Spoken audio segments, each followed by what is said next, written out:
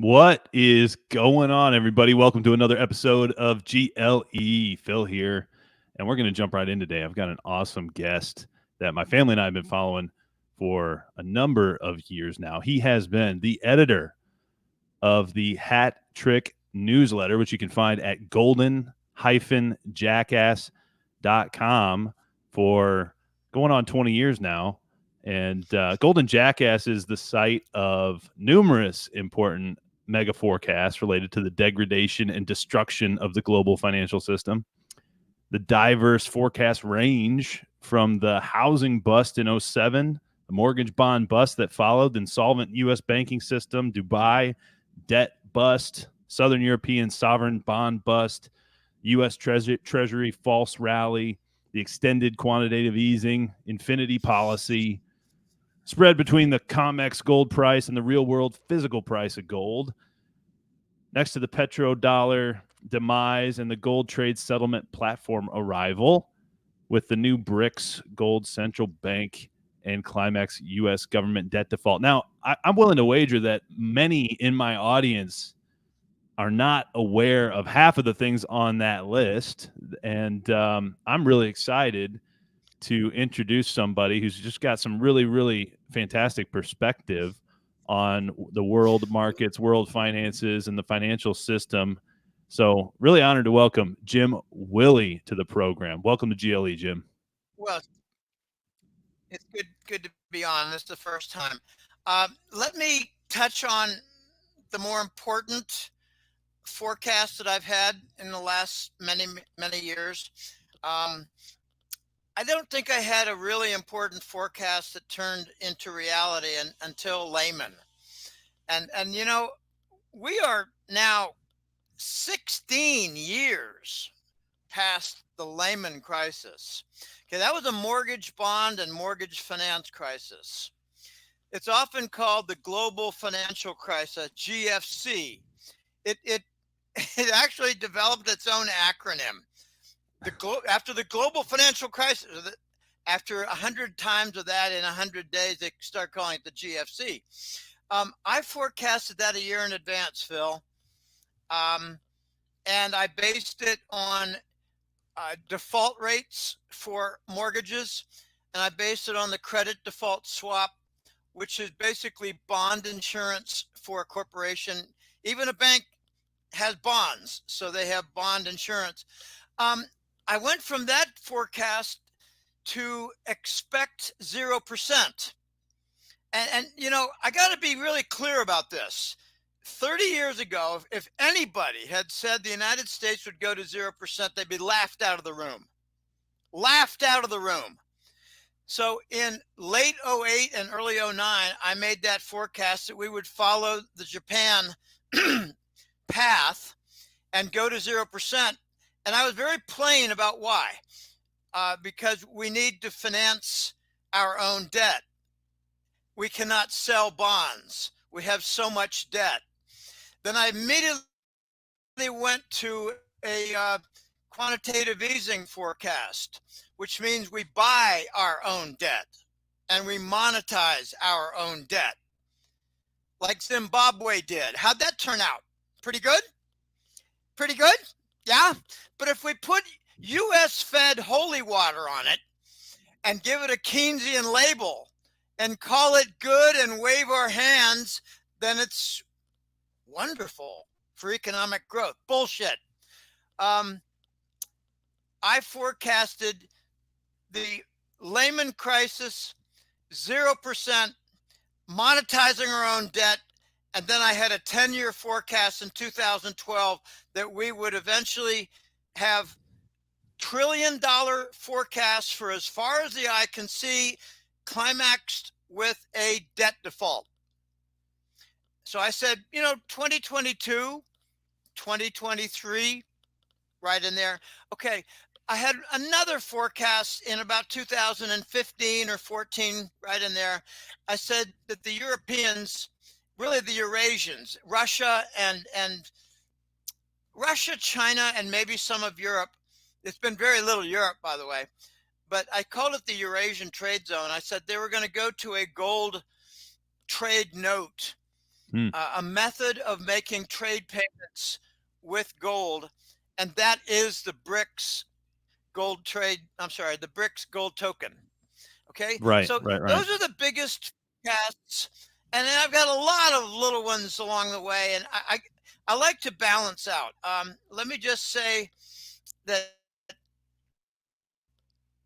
Rob Kirby was a friend of mine, and I still think about him often. He was a Toronto based Canadian and a bank analyst, and he taught me quite a few things about derivatives. He was murdered over something called the Exchange Stabilization Fund, which I will touch on but not get into much depth.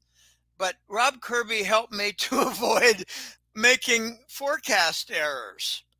I realized, Phil, that in 2012, I had made a couple of forecast errors. I started this in 04. 8 years later, in 2012, I talked over with Rob Kirby. I said, Rob, I've got two big forecast errors, and they're both related to Treasury bonds. And he said, well, let me help you out, Jim. I don't think you realize how rigged the Treasury bond market is. And I said, well, I am aware that the dollar responds to interest rates and not to debt.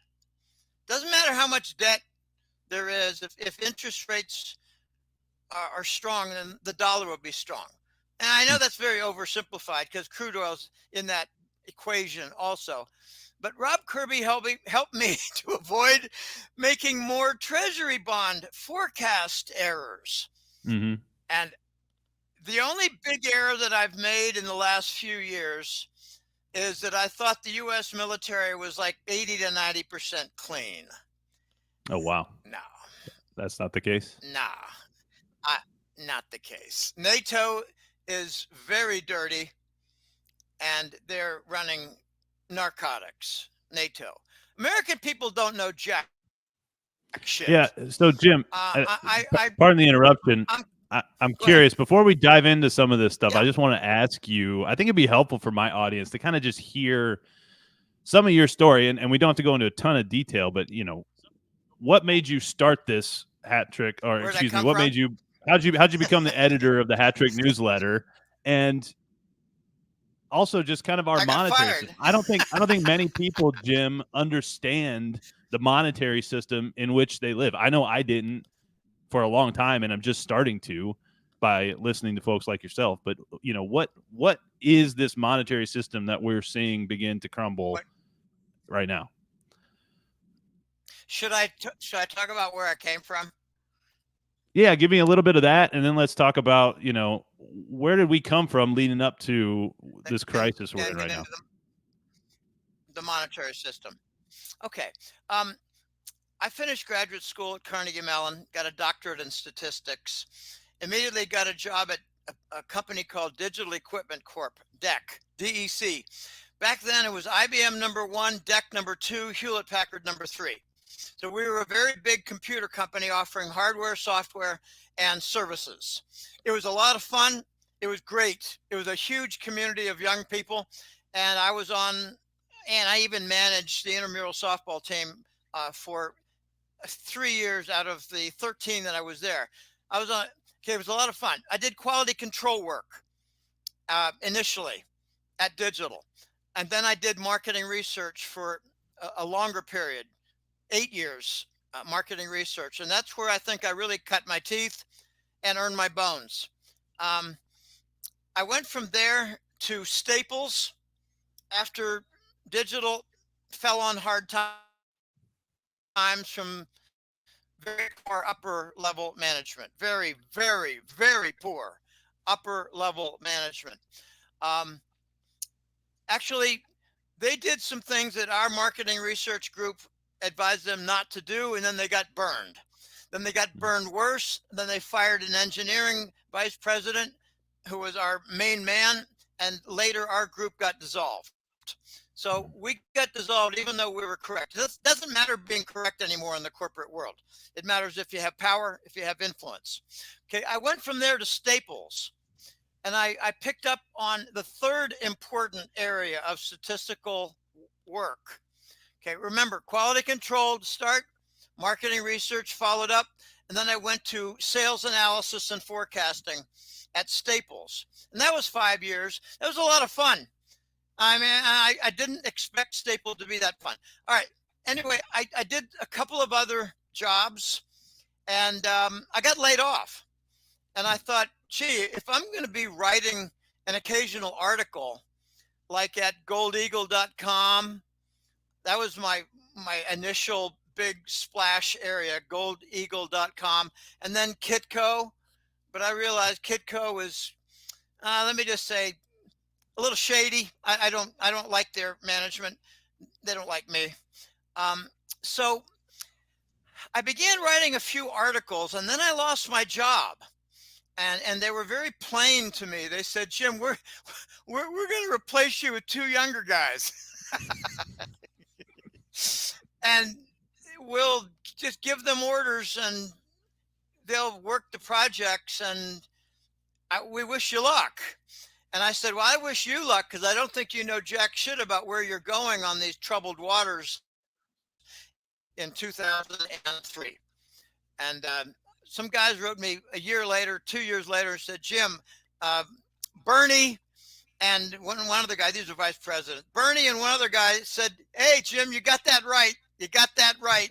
Okay, so I made some forecasts as I was walking out the door. Mm-hmm. I realized, based on the tech telecom 2000 bust, I learned a lot from that bust. Mm-hmm. And I did a lot of studying for a year going into 2001. Sorry, I got an itch. And I studied, and I realized that we've got a bond problem, and we've got a dollar problem, and we've got a very severe unfixable problem where the dollar has no basis. There's no gold foundation. Now, there's a term that's often used. They call it a fiat dollar, fiat currency. Fiat, it's not, like the car.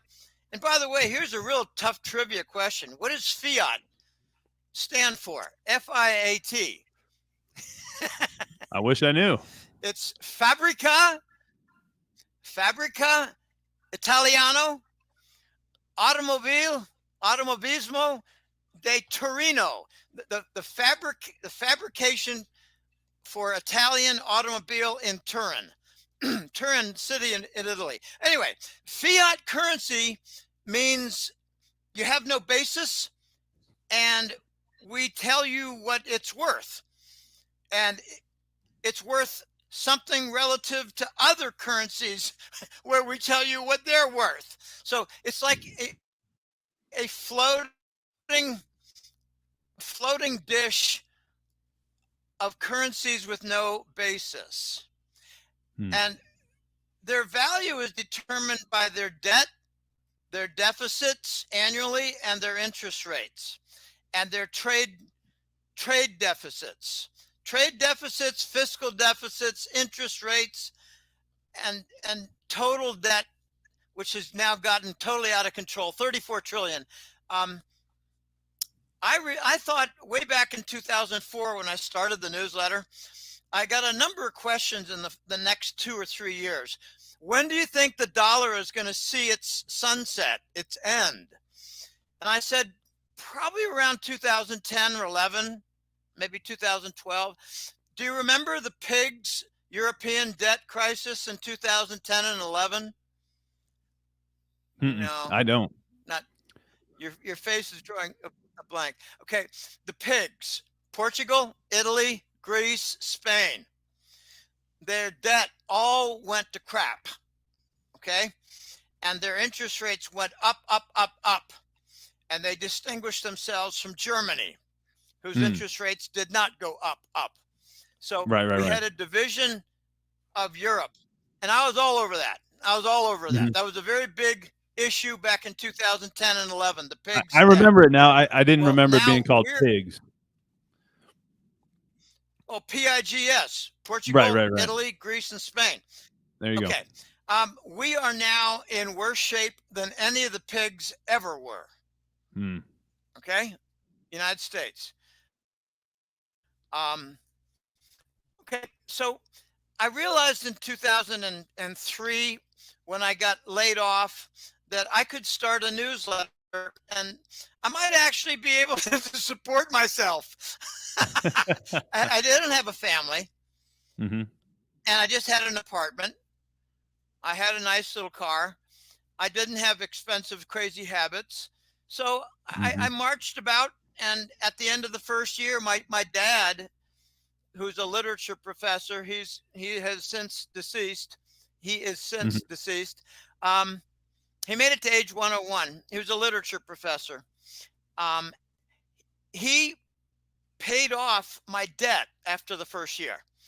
You know, if you're going to start a business, you need seed capital, you need Right. startup capital. I didn't have any. Right. I used a credit card. I used 3 credit cards. Anyway, after 1 year, my dad paid off my debt and I started the newsletter. And I'm a statistical analyst. I am not an economist. So I Hmm. put in my bio, Phil, and this took a month to craft. I said, Jim Willie, PhD from Carnegie Mellon in statistics, unencumbered by the limitations of economics credentials. In other words, I don't have an economics degree and I'm not Sure. held back by that fact. Okay. Right. Most of Right. the Right. economists out there, I'm a very fidgety guy. I'm always moving around. If you pay close attention, you will notice that most economists are compromised. Most economists work for Wall Street or they work for a major university that has been co-opted or they Hmm. work for a foundation. I would say that's true of 90 to 95% of the influential economists. I have debated 2 Ivy League economists, and I found they were each stupid. Ivy League economics PhDs. I found 2 of Mm-hmm. them to be stupid. There was another guy who teamed up with me briefly, and he's since gone a different path. He was a Harvard guy, and he said, Jim, I go against the grain. Everybody I know I work with thinks I'm crazy because I like gold and I'm from the Austrian School of Economics. That is a Right. counter school that Right. believes that gold should be the basis or hard asset, basket, a group, but gold is going to be coming back. The So Austrian let's. School of Economics has a principle. Let me just say the principle, then I'll stop. The Yeah. principle is that when a paper-based fiat currency system fails, you go to a metal system. You don't go Mm-hmm. to a better paper system. You go to a metal system. Gold is coming back. I love it. I wanted to go there, and for those listening, if there is a little bit of jump or hesitation back and forth, we're doing the best we can with signal. Jim's out in where you at, Jim? Costa Rica, is it? Costa Rica, yeah, land of beautiful beaches and fraud. And what? Yeah, and what made you go out there, Jim? Okay, there's your lead question, Phil. In 2006, I endured 2 death threats. One was from Swiss bankers, and I wish them nothing but ruin. The Swiss bankers. Notice that last year Credit Suisse got in trouble. That was another correct forecast, a minor correct forecast. I said 2 months before it happened, with the money laundering wrecked in Ukraine, Credit Suisse is going to fail. I said that in April, and by June they entered failure. Credit Suisse, giant bank in Switzerland. The Swiss are the dirtiest bankers in the world. They make Wall Street look like choir boys. I got threatened by a Swiss banker in 2006, and then a second threat came from Homeland Security, Wow. our Homeland Security. Each one threatened to put a bullet in my head and told me what I was not supposed to talk about. And right now, I'll talk about it. It's the World Trade Center.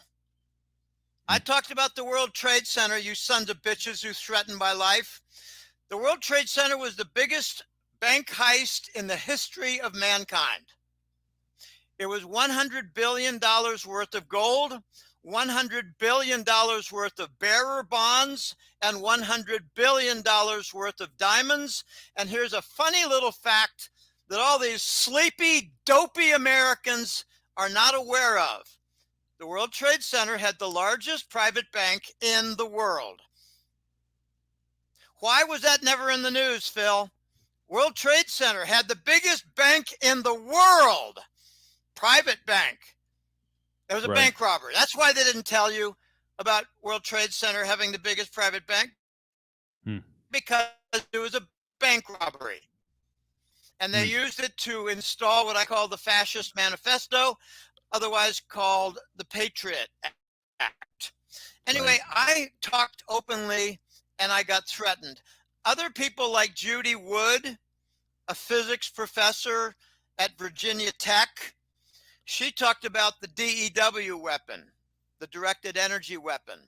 And she had her mother murdered, her main student, doctoral student in physics, murdered. She had her bank accounts rifled. They called her a terrorist. You know, these people who are running our country, they can do anything they want about labeling somebody a terrorist. If you're about to expose them, they call you guilty of espionage. So if you reveal treason, you're called guilty of espionage. Okay. Anyway, had 2 death threats in 2006. That was my 3rd year of the newsletter. And I decided I'm getting out of here. I'm tired of fat women in the United States. Right. I'm tired of the materialistic culture. I didn't do very well in Boston in their difficult social environment, but I'll be very plain. When half the women that I encountered weighed more than I did, and I was just a regular old 180-pound guy, I say I'm getting out of here. This is ridiculous. We've got a society that is very sick. Yes. Notice that the U.S. military cannot hire because they say 30% of the people are obese, 30% of the people are either on drugs or on government payroll like welfare. Right. So who is going to supply soldiers to our military? Could it be the unvetted migrants coming through, the Latin Americans, the Chinese, and the Arabs? Could that be the next element of our military because we're too fat and drugged out as a society to defend ourselves? Okay, so I get a bit hope angry not, Jim. And about what's going on. Yeah, let's hope not, Jim. And I know, you're right on. We've been poisoned. Our food supply been controlled for so many years. I don't think people realize what's going on with their food. And if you don't, you need to wake up. Most people don't know anything about anything. Right. So let's go to that. Let's go to about anything. Let's go to the financial system and gold coming back, Jim, because you say this to people and they think you're crazy. Not you, but me too, or anybody who's saying, "Hey, gold's coming back." People are like, "Nah, go get Bitcoin." Right? No, crypto. It's digital gold. So talk a little bit about gold and what's going on in the markets these days. Let's stick with the tremendous disruptions and breakdowns. The parts that even the slowest people out there in our society can grab onto. We got rising prices. We got insolvent banks. We've got difficulty with the supply chain. We've got endless war with an $840 billion annual budget that they call defense, but we don't engage in defense. We engage in offense while we open our borders and don't do any defense. We got a $34 trillion debt. It's growing at least 1 trillion every 5 months. We've got $750 billion in unrealized losses in our banking system. That's as per the FDIC filings for insurance. we've got recently, Phil, I'm not making this up. Recently, we have 10 billion in debt per week. Okay. Anyone who thinks that this is sustainable is either denying what's going on or stupid as a rock. And I believe a third of our country is stupid as a rock. Another third is uneducated on financial matters. And the other third is aware of what's going on. 1/3 dumb as a rock. 1/3 is just completely clueless and uninterested. And 1/3 knows what's going on. We are in an unsustainable path. Now, let's just go back to a recent event several years ago, the Maidan. You know, I find it embarrassing that when you talk to many people, they don't even know where Ukraine is. Yeah. People don't know geography these days, Jim. No, Phil. They don't know much about anything. Yeah. Okay? I agree with you. They don't know much about Lincoln. They don't know much about the Civil War. They don't know much about slavery. They don't know about Black Lives Matter. They don't know about finance. They don't know about the dollar. They don't know about Canadian infiltration with the Chinese. They don't know about the Chinese Communist Party. They don't know anything about Skull and Bones. They don't know anything about Texas being the only country that was joined into our country to join the Union. Most people don't know anything about anything. Mm-hmm. And that's why I have done pretty well with my newsletter, because people want to know. There is a slice of Americana that wants to know. Okay. Mm-hmm. In 2014 and 15, Hillary Clinton and Victoria Nuland and the Mossad from Israel organized a coup of Ukraine. Okay? And, you know, the dumbasses in our country might think, well, Hillary installed something good. Okay, those are your morons talking.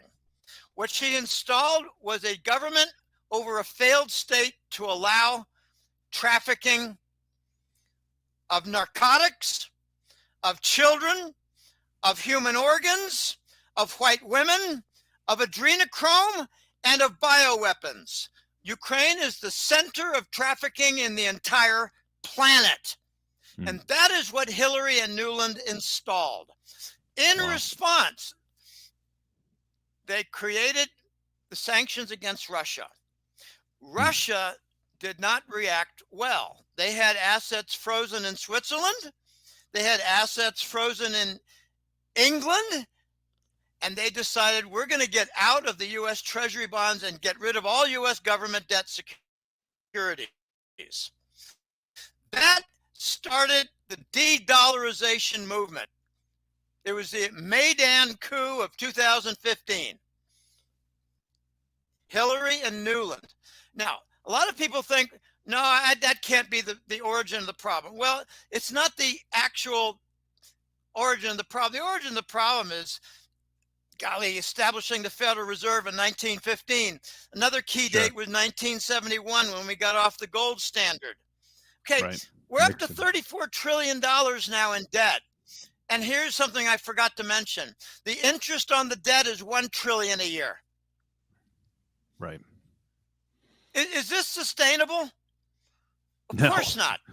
So what are other countries doing?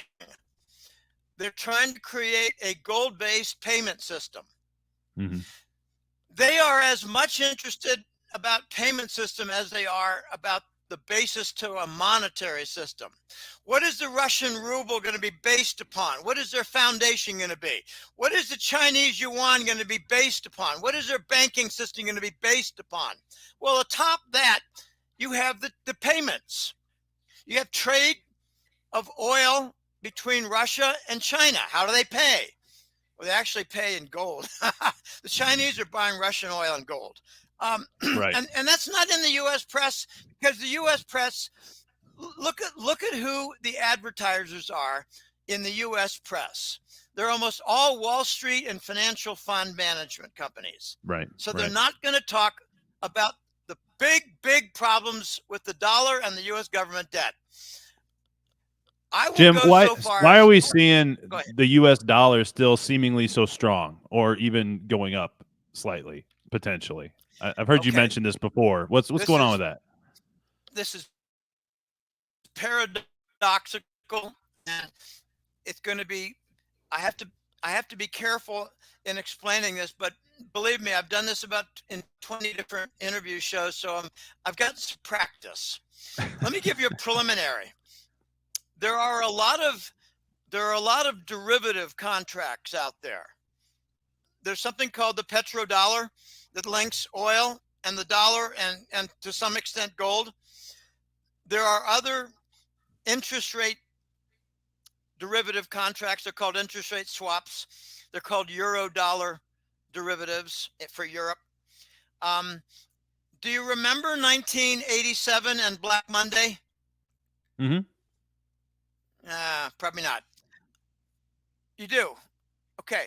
Alan Greenspan I was in remember hearing charge. about it. I wasn't alive for that, Jim, but I've heard of it. You probably know way more detail than I do. Okay, well, that day did more to wreck my marriage with a really shitty New England woman. That event really wrecked things. She had problems, and oh gosh, unbelievable woman. She's long gone, no kids, thank God. But remember the outsourcing concept, the outsourcing trend? We're going to send our industry to the Pacific Rim. We're going to send it to Taiwan, Singapore, Hong Kong, that whole Pacific Rim. We have cheaper labor. They got really tight quality control. And there was even some jokes that, well, they're all 4'10" and 5'2", so it makes it really easy for quality control in those little labs. Okay. That was a Rockerfeller sabotage of the U.S. economy. Rockerfeller. We had a lot of focus on air pollution. We had focus on regulations, regulatory, strictures. And we had higher labor. We had workmen's compensation. So company after company, starting with Intel Corp, Intel, the chip maker. In the early and mid 80s, they all had big divisions, subdivisions, and subsidiaries in the Pacific Rim. And I remember in my office in autumn of 1984, looking over the Wall Street Journal, me, John, Bob, and Jack, we sat in my office, and I said, you guys, it's 1984 now. 3, 4, 5, 6 years from now, we're going to have a gigantic crisis because we don't have legitimate income. We're moving it to Asia.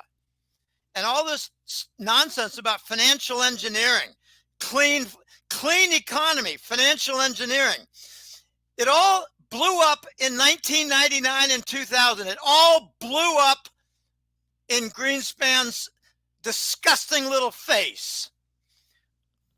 Okay, so what did Greenspan do in 1987? He said, we need a new foundation. And he made it of derivatives. And it was like this 20, 30, 50, $100 trillion worth of fictional assets. They're called derivatives. And we have our entire banking system and economy built upon a fictional foundation because we don't have legitimate income. What happened was in 1987, we had debt problems and didn't have the proper collateral. I'm putting it in very simple terms. It happened. That was my first really big career forecast.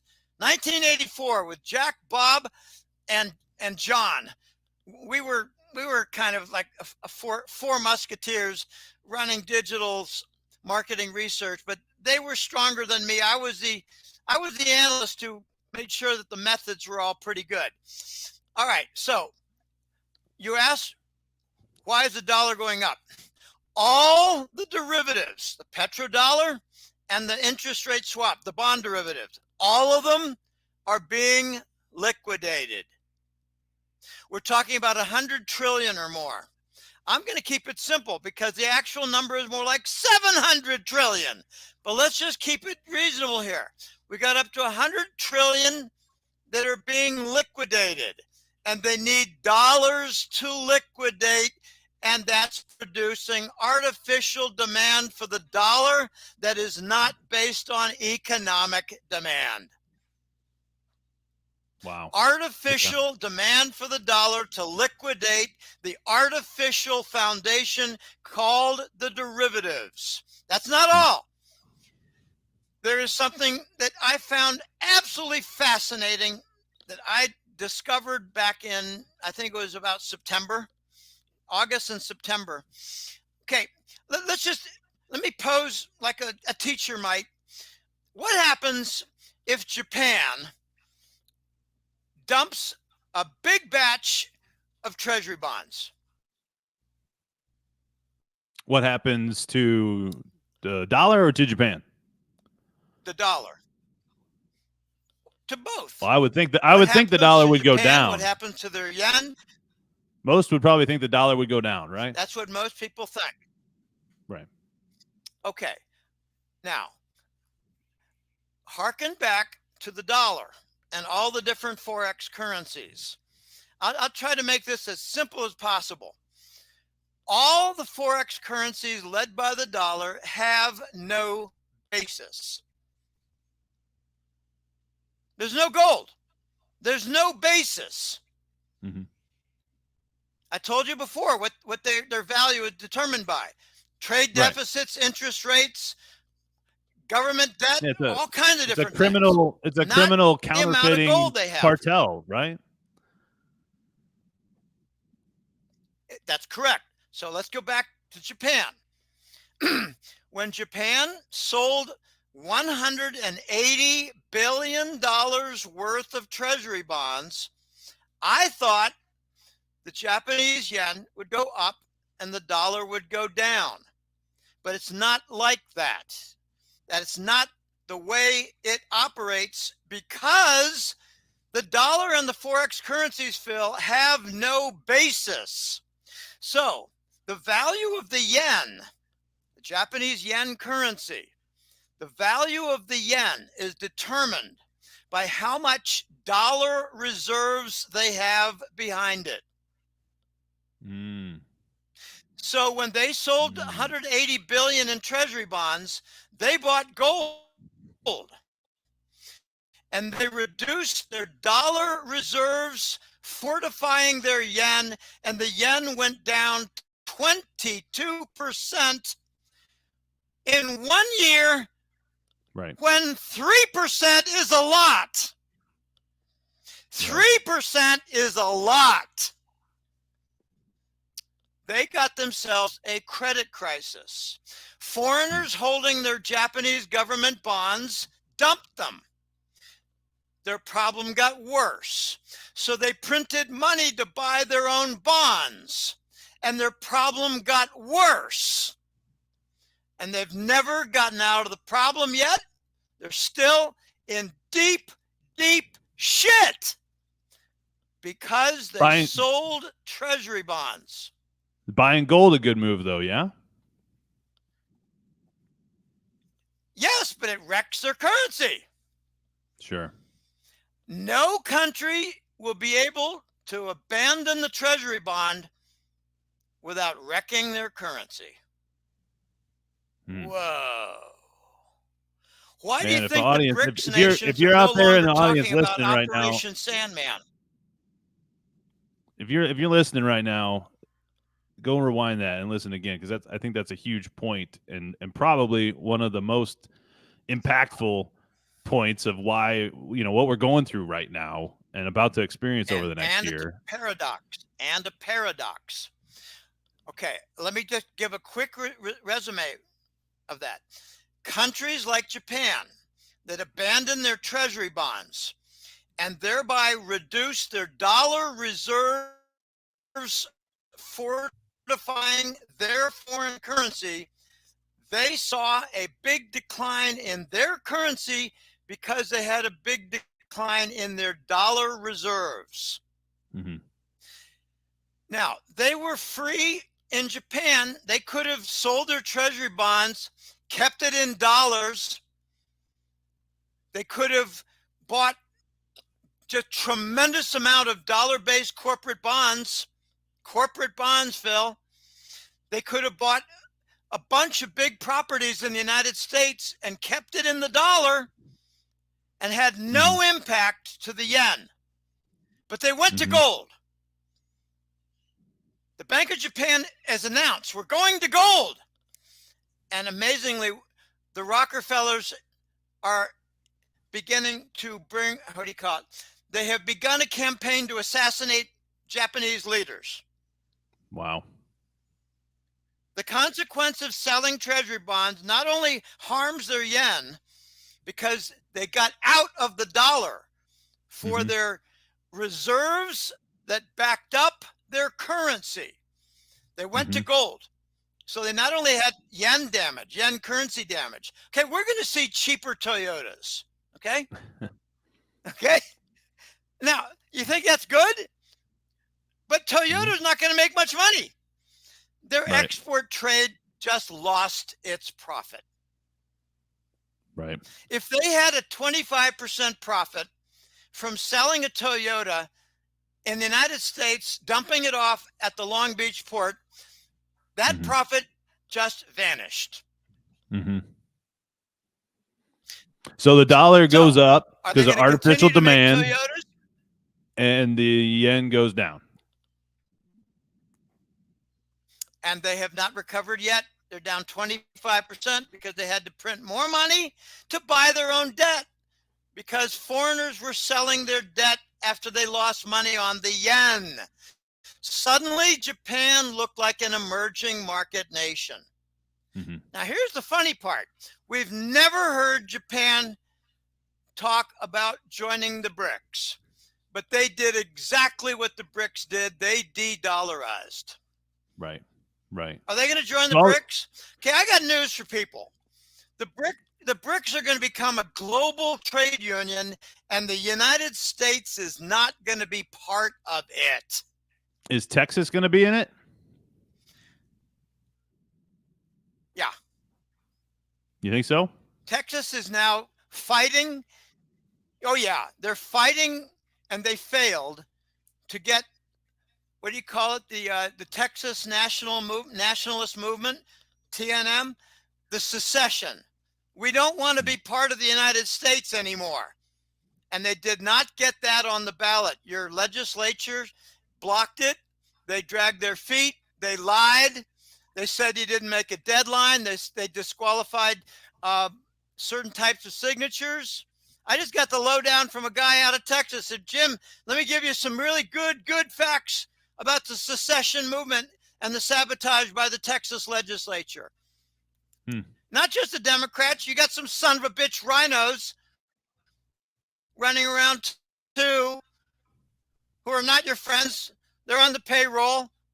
By that, I mean the narcotics and the Chinese. Our country has been bought and sold by narcotics and the Chinese. Okay, let's go back to this secession movement and BRICS. Every state in the United States that has backed up Texas is interested in joining the BRICS. We are about to see okay, I have to back up and give you a preface. When a state wants to do something, what is the limitation on the federal government to obstruct that? Okay, they can do it by force. They can bring the FBI in and start killing people, because that's what they are. The FBI is nothing more than a mafia. And if you don't know that, you don't know anything about what's going on. Right.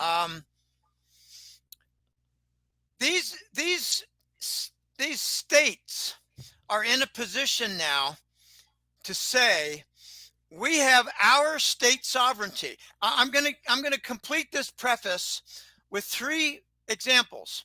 Roe versus Wade. What was it, 2 years ago? Roe versus Wade, abortion. Right. We're sending this back to the states. Individual states can decide upon this. Right. The Supreme Court was given orders, I believe, by the White Alliance. We want you to start reversing the federal power. We're going to make sure the federal government shrinks in size. That's going to take a long time. But in the meantime, you need to give the states back their power. The second case was over West Virginia and a pollution case, a pollution battle. And West Virginia won. The Environmental Protection Agency is going to go away. The Environmental Protection Agency was told by the Supreme Court, you have no sway, no power over the states. Phil, I got news. If that's the case, EPA should be dissolved. Right. Along with their, $15 billion budget. And probably 1,000 other agencies while we're at it, right? Right. Okay, the third case was over gun control. The right to own weapons. And Texas, okay, this is like part of the Texas DNA. I love that about Texas. Don't mess with Texas. I just heard someone say to me, Jim, don't mess with Texas. That was originally, a long time ago, an anti-littering campaign. Don't make Texas messy by tossing out garbage from your window. Okay, now I just think of it, don't mess with Texas, don't cross Texas, don't step on their feet, don't block them, don't get in their way. And right now, you have to handle your own state legislature for getting the secession movement. This border crisis is an invasion, it's an infiltration. Let me just mention a couple of stories. One is a pilot, and one is a landlord in LA.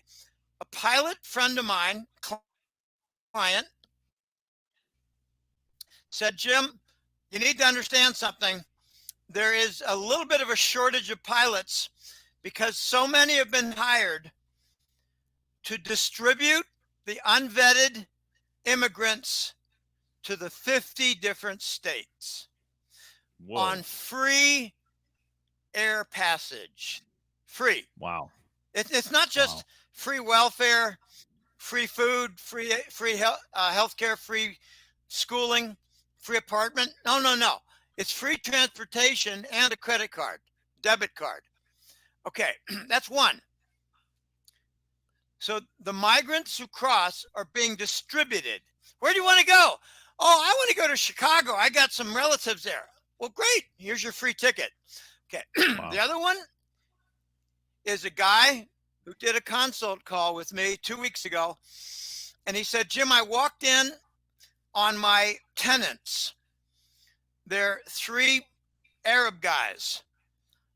And I walked into them. I walked in on their apartment. It's an Airbnb.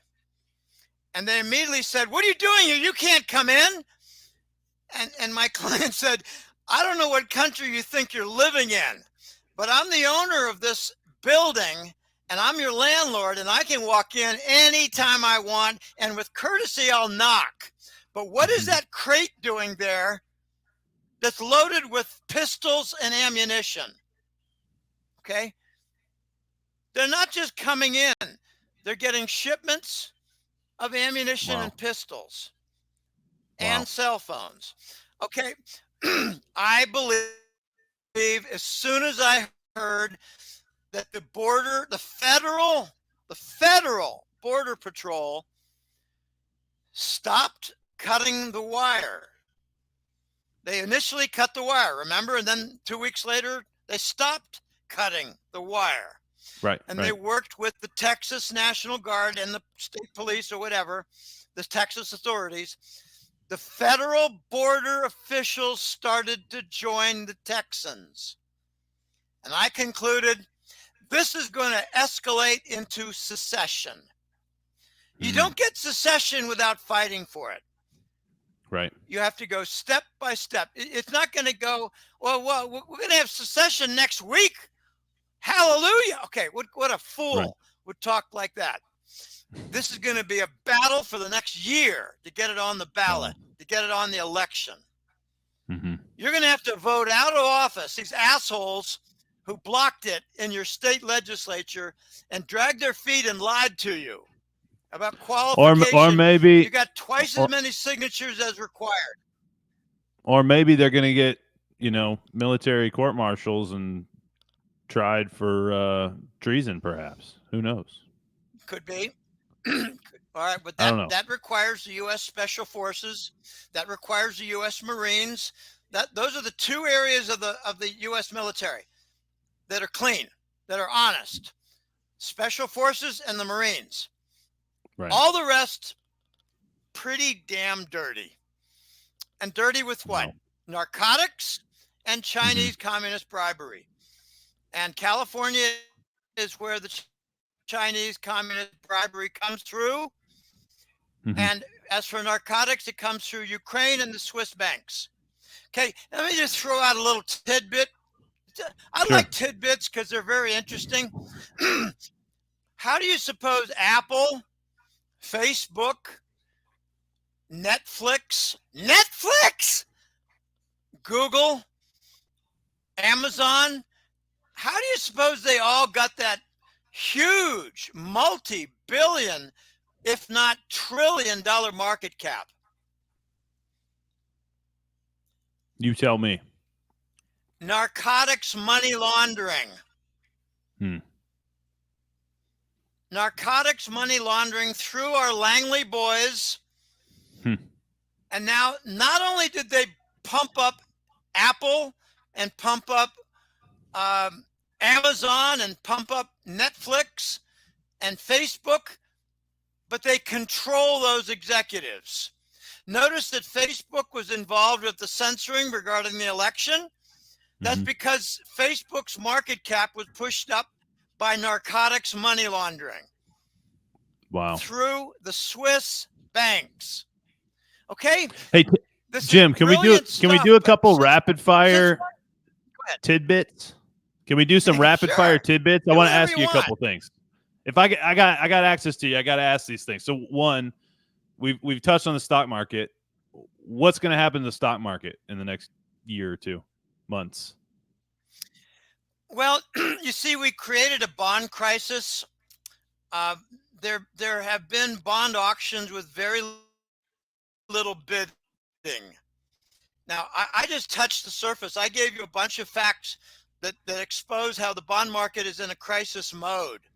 But one of the manifestations of that is that we don't get foreign bidding for our treasuries. I don't know. Okay, I have to back up. I never like to assume that the audience knows what the heck I'm talking about. Okay, the U.S. government runs a deficit. Okay? They run a deficit for a month. They need money to run their deficit. So they take the deficit, they securitize it with a bond, and they run an auction. And we get foreign bidding for the auction. Foreigners buy our bonds, and we fund the government, and it does not shut down for the month. Very few people even know what a treasury bond is, Phil. Let's be straight. Right. They don't know what a treasury bond. I told you before. They don't know anything about anything. Okay? Most people don't know anything about anything. All right. So we created a bond crisis by too much debt. I didn't even mention a zinger. Because of the distrust for the U.S. government debt and our deficits that piled up in our warmongering that added close to $1 trillion a year just for the military budget. It's not defense, it's war. We had to shorten the maturities. We had a bunch of 7-year bonds, a bunch of 5-year bonds, a bunch of 2-year bonds, bills, treasuries. They're all treasuries. They're all maturing now. We have between $8 and $10 trillion worth of treasuries that are rolling over and maturing this calendar year. We have to fund close to $1 trillion a month. Right. And we cannot do it. We have trouble with 100 billion a month, and we have to fund over 800, no, let's just say over 600 billion a month. So do you short treasuries? What do you do? How did we prevent? Well, yeah, but I'm trying to answer your question. These are very tough questions. You might call them short quickies, but they're not. We raised interest rates in order to prevent a bond default. We raised interest rates so that foreigners would buy, but only the stupid foreigners would buy. And the foreigners who are on our leash, like the British and Cayman Islands and the Irish are just British offshore now. Ireland is British offshore. Belgium, the seat of the European Fascist Union. Okay. We raised interest rates, Phil, in order to prevent a bond default. When you raise interest rates, you harm the stock market. Right. Okay. Remember at the end of November and early in December, the Fed behind Jerome Powell said, we're going to start cutting rates. That was a lie. Last week, they did not cut rates. Last week, they took back their future expectation of cutting rates. The stock market was lifted up from the lie that they were going to cut rates. Now, they're not going to cut rates, so the stock market will probably decline. Right. Maybe a lot. Right. So is Bitcoin a good thing? Go ahead. I know I'm jumping around on you, but I gotta get your perspective on these things. Anything that's not dollar is very good. Anything not dollar. Okay. When we were growing up, even though we're like 30 years apart, I just hit 72. What is your age? About 40, late 30s? 30, almost 35. I'm just a baby, Jim. I got 37 years on you. I'm more than double your age. There you go. When we were young, we were always told the dollar is great. And you go to a foreign country, they say, oh, you can pay for your hotel in dollars? Okay, we like that because their local currency was falling versus the dollar. The Argentine peso lost it lost over half its value last year. Argentine peso. Okay. Now with the BRICS, what they're trying to do is get away from the dollar. And one of the alternatives is Bitcoin. But they've got the Russian ruble. They got the Chinese yuan. They've got XRP. And they're not really talking about using Bitcoin as a trade payment system. Okay, what is XRP and how's it different than Bitcoin? Well, XRP is got a lot of different contracts that involve handshakes between high-level banking officials and national central banks. XRP has everything as an advantage regarding high-level contracts that Bitcoin does not. Okay, you asked specifically about Bitcoin. So I mentioned that all these other alternatives, the yuan, the ruble, XRP, and Bitcoin, they are alternatives. But let me focus just on Bitcoin. When an Asian fund, let's suppose there's a fund in Thailand or a fund in Singapore or a fund in Korea or a fund in Hong Kong. Let's say they're managing multi-billion-dollar funds, okay? And they want to move, let's just say they want to move $45 million next week to a place in France or to a place in Spain. How do they do it, Phil? They do it with Bitcoin because they don't want the US government fascist assholes to get in the way. Right. They don't want them to say, we want 3% of that. They don't want them to say, we won't permit that movement. They don't want the Americans to say, what is that for? So they go underground, they use Bitcoin, and they move it to Spain, or they move it to France, and they say this to the US government. People need to understand, we have a criminal syndicate, a crime syndicate that's taken over our country and our banking system. So Bitcoin is used by first legitimate Asians moving big money. It's also used as a principal method of payment for money laundering and trafficking. When the Russians smashed Ukraine money laundering centers, they captured many $billions worth of Bitcoin. Bitcoin is used in money laundering for trafficking, but it's also used by legitimate.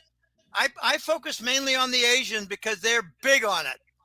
They do not like the Americans getting in their business to take a fee, to obstruct the movement, and to ask questions. So they use Bitcoin.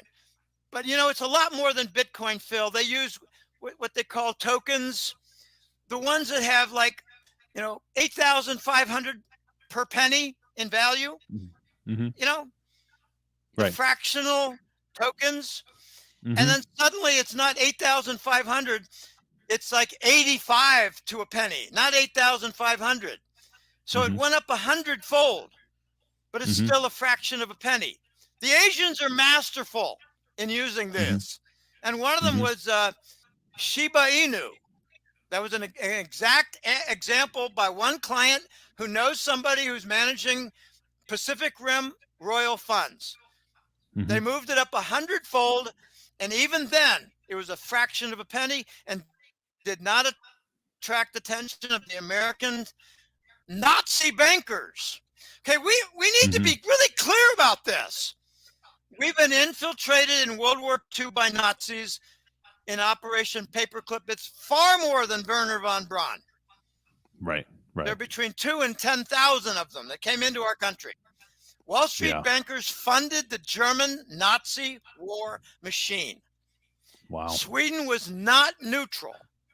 They were working with the Wehrmacht factories, the army factories. Bitcoin. Jim, what do you know about Nosara and Jassara? What do you know about Nosara and Jassara?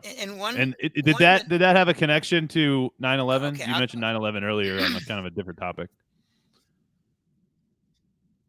I'll answer that in 1 minute because I got one last thing to say about Bitcoin. It was the end of 2022. Bitcoin got slammed, and it was because the Russian captured a bunch of Bitcoin in Ukraine and sold it. Bitcoin went down like 30-40%.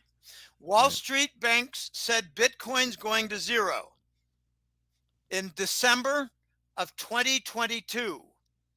I said that is the bottom because Wall Street said Bitcoin's going to zero.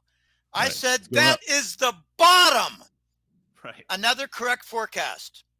Okay. So you know who does not like Bitcoin. And if you try to buy Bitcoin by doing a transfer from your bank, you're going to get laughed at by your bank because they're going to say we don't get involved in all that. Why?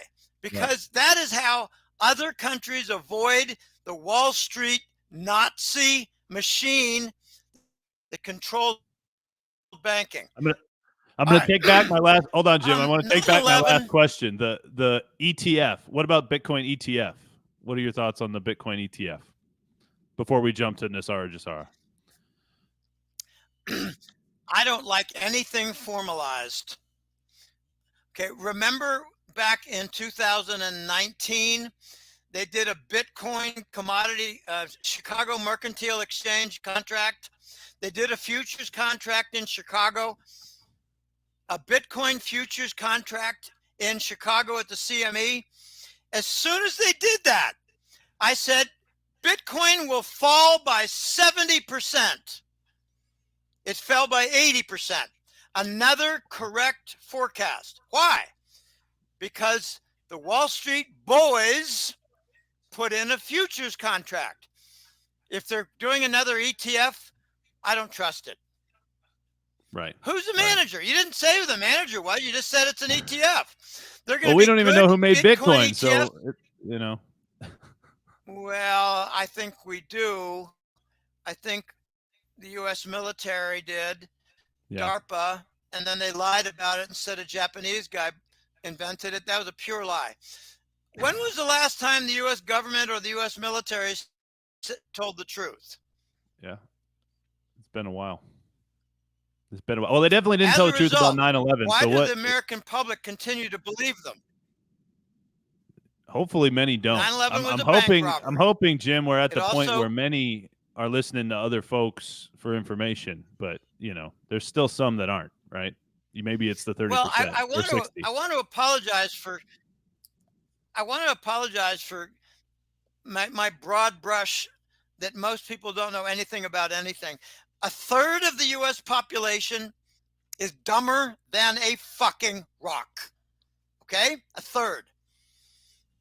A third are very aware and they don't do much. A third are aware and they take action. But that middle third is very fuzzy. They know a little bit. They don't want to know more. They're kind of like my sister. I know that some of that's going on, but I'm busy. Right. I don't want to interfere with my my busyness and my state of mind. I need to be able to work tomorrow. Okay. Right. That's another third of our population. But I appeal to the third of our population, which is 100 million people. Sign up for the newsletter on golden-jackass.com because you are aware and you want to do something about it. You want to protect your life savings. Okay, 9/11 was timed to happen one day before a Russian $230 billion bond was due. We reneged on it. We made enemies with Russia from 9/11. It wasn't 2014 with the Maidan coup in Ukraine. Oh, no. We said, screw you, Russia. $230 billion bond we reneged on. We defaulted. Why was it never in the news? Because it made us look bad. Because it made the United States leadership look dishonorable. And that was Bush, baby Bush. Okay, right. You know, just a quick story. Papa Bush in 2005 stole a $1.5 billion mutual fund in Costa Rica. $1.5 billion mutual fund in Costa Rica. It was called the Villa Lobo, which means Wolf Town. The Villa Lobo Fund. There were over 50,000 investors among the Costa Rican citizens. They got wiped out overnight. Okay. The Bushes, the Bush family, the Obama administration, the Rockefellers with their oil, medicine, and pharmacy, they did more to destroy our nation than three people ever did in the history of our country. Bush, Obama, and Rockefeller. I could talk 1 hour on each one and how they destroyed our nation. Obama is not done. Rockefeller's not done. Bush has been marginalized. I just did something in my January report, Phil. I'll get to the 9/11 in a minute. Again, I'll return to it. But I showed the four brothers, the brothers Bush, Neil, I can't remember the other one, George and Jeb. Marvin, Neil, George, and Jeb. No two look alike. Why is that? Marvin doesn't even remotely look like the other three. Neil doesn't remotely look like the other three. Were they 4 adoptions of elite families from discarded little boys? Are you implying something about Barbara? I don't know. There, Jim? Yes, I am. Okay, let's get back to 9/11. It was a bank robbery. It was a bond default. It was an invitation to impose a fascist banking network on the United States, and it was a means to install the Patriot Act. Okay, I don't think you would remember this quite so well because this is 22 years ago. That would make you 13 years old. When they were voting on the Patriot Act, the Langley boys brought about an anthrax threat to the congressional ventilation system. Right. That forced the congressmen and women to vote in favor of the Patriot Act. That was a blackmail. That was not so much, what's the word? Coercion. Right. They had leverage. Okay. I have heard, oh gosh, this is a complex issue with NESARA.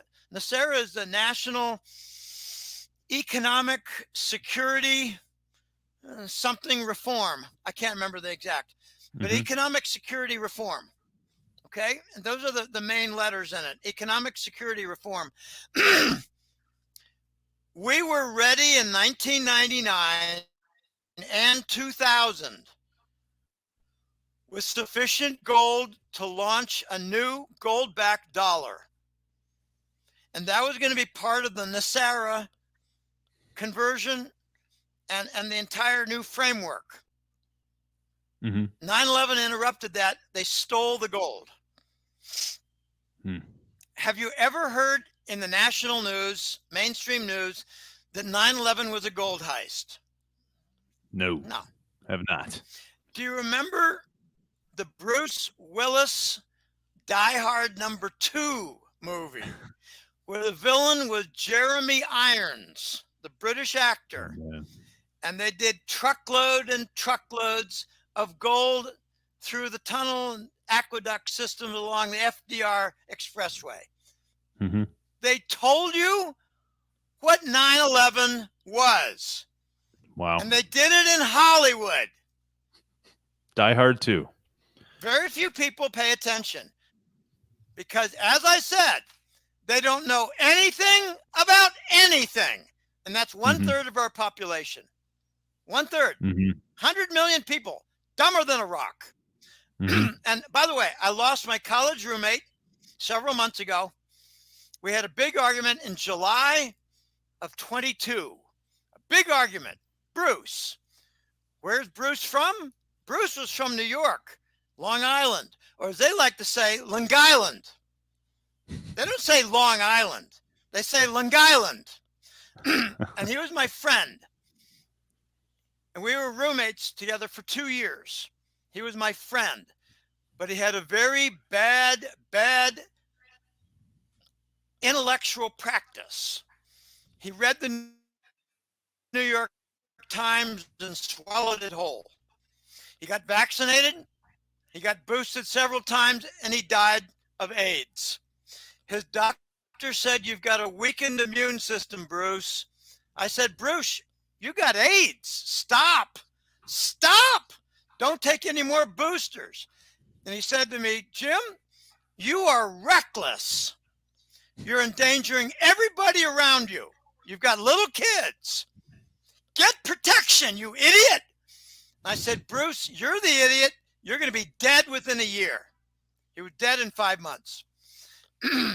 His wife said to me, "I know that there are a lot of controversy regarding the vaccine, and the medical sector is very corrupt, but I'm glad I got vaccinated." And I said, "You're as dumb as Bruce, and the same fate awaits you at the end of the road, and it's called a cemetery." All right. 9/11 interrupted the gold dollar the new Treasury gold-backed dollar. There's a lot of talk now about the new Treasury dollar. It will replace the Federal Reserve note. The Federal Reserve note is the most elaborate, overvalued piece of toilet paper in the history of mankind. The Federal Reserve note replaced the silver certificate. It replaced other gold-backed dollars up to 1971. Now, there's some shocking facts. Something like 70% of all the dollars in circulation have been printed in the last 4 years. Okay, we're getting out of control. And if you think that we're going to just manage this problem and work our way through and bring about some new congressional bills, you're dumber than a rock. Dumber than a rock. This is going to end up in a bond default. We're going to be lucky not to lose Alaska. We're going to be lucky not to lose Hawaii. We may be lucky not to lose California. China wants California. They want to send the food production output to the Chinese mainland to feed the Chinese 1.2 billion people. And the U.S. can eat cake or eat shit. Okay? Jim, I've asked my local control unless I've asked my local bank branch, Jim, if the U.S. Treasury dollar, gold-backed U.S. Treasury note is coming, and they don't tell me. What are you talking about? You're crazy. They tell me, yeah, but we don't know when. They won't tell us. So, if you're listening and you're like, oh, this is all crazy talk, I encourage you, go ask your banker about it and see what they say, right? It's interesting that they admit that it exists. The fact that they don't talk about it means they're scared to death that their bank is going to be shut down as a result of its installation. That's my opinion. They don't want to talk about it because, how would it be insolvent, if your banker illiquid, said right, Jim? Well, Mr. Swanson, it's probably going to be installed by the end of the year, and unfortunately, that would mean that this bank will shut down, and I won't be able to talk to you anymore. They don't want to talk like that. Right. They don't want to cause a panic for people to get their money out, because if you get a bank run, that accelerates the process of shutting down the bank. Right. Okay, we have a lot of things that are going on behind the scenes. I believe that for well over a year, maybe 2 years, the White Alliance has had control of the banking system. Now, notice a year ago, remember it was a year ago, a long time now, it has passed since Silicon Valley Bank. Silicon Valley Bank was a big bank, a very big bank, and it went bust, and we were not told the right story. What happened was Mexican drug money came into New Hampshire trusts, New Hampshire, and went from there to Silicon Valley Bank. And the day before Silicon Valley Bank folded, $23 billion was moved out of Silicon Valley Bank back to the Mexican drug cartel. Silicon Valley Bank was a money laundering, a chase. The white hat law enforcement, anti-money laundering officials. I don't think it was the Department of Treasury, Phil. I think it was the U.S. military. The Department of Treasury doesn't fight money laundering. They facilitate it. Okay. Now, the reason I brought up Silicon Valley Bank is that there were two other big failures after that. First Heritage and I can't think of the other name. Can't think of the other name. But there were three big banks that failed. And there was a lot of controversy. Are these banks going to fail and be bought out? Are there going to be a lot of other failures? And we really have not had another big failure since First Heritage. We had little ones like Signature and Iowa had one called Citizens, and there was a Kansas bank that failed, and nothing really big. What happened after Silicon Valley Bank was a plan by the fascist bankers to create a big super bank called JP Morgan. And they bought up First Heritage, and they bought up the other bank whose name I can't remember. And I think they got a very big case of indigestion. JP Morgan acquired two banks and got a bad case of indigestion. Let me make a little food analogy. You ate some bad. Sometimes I remember the Spanish word and I can't think of the English. Aguacate, avocado. You buy and you eat a bad tainted avocado, and 2 days later you say, okay, well, I got to eat some fruit. I love papaya, and that also is contaminated, where you get really sick. Okay, you got sick once, but now you ate another bad piece of fruit. Okay, that's what happened to JP Morgan. After they acquired three banks, they stopped. They abandoned the super bank concept because I think the White Alliance got a hold of them and said, stop. We don't want any more bank failures. We don't want any more acquisitions. We don't want any more super bank colossal fortresses being built. We don't want your stupid shit central bank digital currency to impose a credit scoring system and fascist rule in the banking. Okay, we haven't gotten that. Phil, we haven't gotten that. Right. It's very exciting what's happening now. I think what we're going to see is the stock market will go up on talk or actual rate cuts, and the stock market will go down on the reality of no rate cuts and the resumption of rate hikes. I think we're going to see more stock market decline because I think they're going to continue to raise rates. And Phil, the reason is simple. We got way too much debt.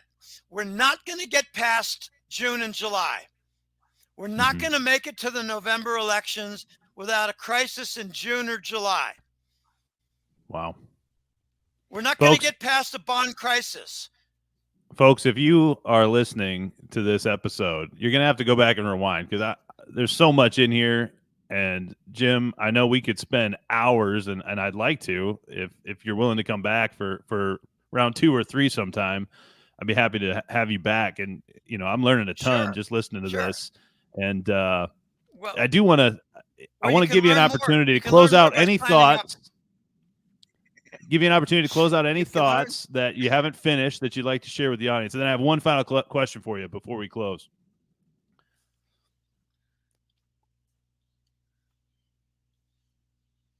What is it? No, I want to give you an opportunity to close. If you had any thoughts of stuff we've been talking about that you were like, oh man, I wanted to share that. You said I have one more. You said I have one more question. You said I have one more question. I'll ask my last question. I didn't want to cut you off and not let you finish your thought and ask my last question. Here's my last question. When I started this podcast, Jim, one of the ideas was, hey, I may have one picture of my great grandfather or something like that, right? And now our future generations, they have an opportunity to see like great grandpa Phil talking with, you know, great uncle Jim Willie on the GLE podcast. And who knows who's going to see this down the road. So with that in mind, knowing where we're headed, what would you want to leave those future generations with today?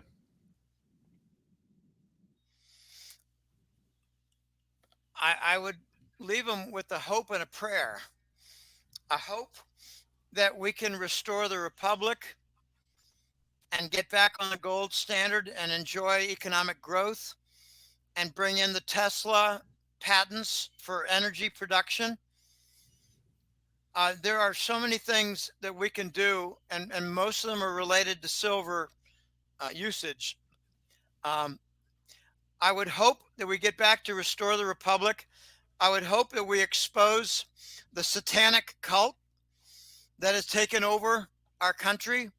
I mean, those very clearly satanic cult that has taken over our country regarding the banking and a portion of our military. I would hope that we install a gold standard. And I want to thank the Lord Jesus for getting me this far and protecting me. I am subjected to regular and frequent, very unusual events that I call attacks. I would hope that our nation can turn back to God and put aside this new age bullshit, put aside the lesbian gay movement. I got no problem with lesbians and gays. Just get the hell out of my face and quit exaggerating. Most people in the United States think that lesbian and gay is like 10 to 15% of the population when it's not even 2 because of false promotion. Take your lesbian gay stuff and stick it where the sun don't shine. Let men be men and let women be women. I heard a very good joke. It was more like a graphic. And it was a man who was standing next to his 12-year-old girl. And he said, I followed a man who went into the girls, the ladies' room after my daughter. And I stopped him. And he said, I'm a woman inside. I identified with being a woman. So he continued into the ladies' room, but he got grabbed and stopped by the man who said, I'm the tooth fairy, and I'm going to knock your teeth out. Okay, that's where I would like to see our country go. Knock the teeth out of men who go into ladies' rooms and molest little girls and don't get charged. Okay, Amen. I also want to see our country go back to God. I got this one really good client in Texas. He said, Jim, when you bring out your forecasts, say that there's a factor that has yet to be reckoned with and is yet to be felt. And that is the power of the Lord, the power of God, the power of Jesus. And I have had my butt saved. I've got a dozen stories that are very unusual on how I've been helped. But I don't know if you know what a 3 Sigma event is. A very rare event, like 1 in 200. Standard deviations, 3 standard based deviations. On the normal. Yes. The probability of an event or a probability of some, well, event is a general term in probability theory. The probability of 3 standard errors or more is 1 in 200, half of 1%. Okay, so what happens if you get 3 consecutive 3 Sigma events? That's 1 in 200, and you do that 2 more times. So you got 6 zeros in there, and you got 2 cubed, which is 8. Well, 6 zeros means you're up to 8 million. To get 3 different separate 3 Sigma events, 3 consecutive very rare events, like say an electrical fire, like say a collapsed roof, like say a car accident, 3 events rapidly, that's 1 in 8 million. I got about 12 to 15. And it had broken me, but I continue. All right. I'm hoping the US goes back to the gold standard for the dollar. I'm hoping we get the satanic cult wiped out, removed. I'm also hoping we see about a 50% reduction in the US government. I'd like to see also much of the US military dissolved because they're involved with narcotics and they're on the Chinese payroll. I think Trump is doing a lot of things that we don't know about. And I'll tell you one little closing story, Phil. As you notice, I'm running out of voice. I speak rather passionately as I wear myself out. I love it, man. I did a consult call about 8 or 10 months ago. It was a lady in Los Angeles. And she said, I know, I'm from California. I'm from the People's Republic of Communist California. Okay, we always mention that when it's a California client. I got a lot of California clients. She said, Jim, I had an incident and I got to tell you about it. I've got a gardener. He's from Central America. And his wife called me, and she said, I got a big property. There's a lot of lawn, there's a lot of trees, there's a lot of shrubbery that needs to be cut and clean and fallen branches. There's a lot of work for my gardener to do. I keep him very busy. And she said he comes like one or 2 days a week to work on my property. But his wife called and said, I came, I need to come by to pick up Jose's gardening equipment. Lawnmower, rakes, weed whacker, saws. And she said, what happened to Jose? Well, he got deported back to El Salvador. What's going on? She said, well, I'm going to come by with a truck, a friend of mine. We're both Salvadoran. We're going to go back. I'm going back to join my husband in Salvador. And she said, Trump hired 10,000 Salvadoran army regulars. He hired them. They're mixed in with the immigrants. And they're reporting to military bases, and they're going to do the deportation. Wow. 10,000 Salvadorans from regular army soldier status. I've heard that they're also Guatemalan and Mexican. Regular army. Guatemala, Salvador, and Mexico. They're going to be hired to do the deportation. Trump's already talking about it, calling it the largest deportation in our history.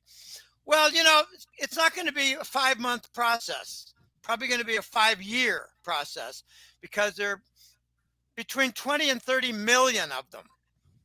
Right. And they're getting welfare. They're diverting COVID funding. They're getting credit cards, debit cards rather, from the United Nations.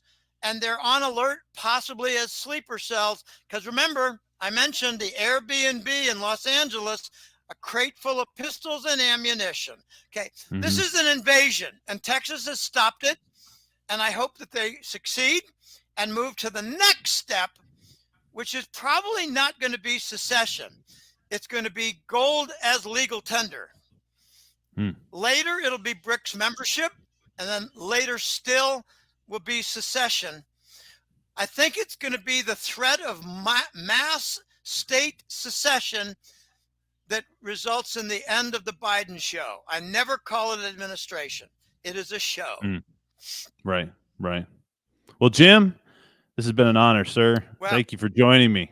It's really enjoyed this, and I know the audience has too. If y'all aren't following Jim, golden-jackass.com. Go subscribe to the Hat Trick newsletter.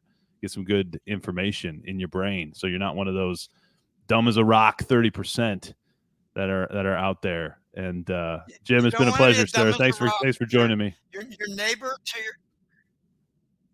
your neighbor to the left, your neighbor to the right. It's unbelievable how prevalent the people who are dumb as a rock. Yeah, it's very true. Okay, very true. Thanks for having me on. Visit my website. Sign up for the newsletter. I've also got a consult button and a sponsor button for wealthy people who want to help me out. Thanks for having me on. We'll do this again, Phil. Let's do it. Great chatting with you, Jim. Take care. Okay. Very good. Bye now.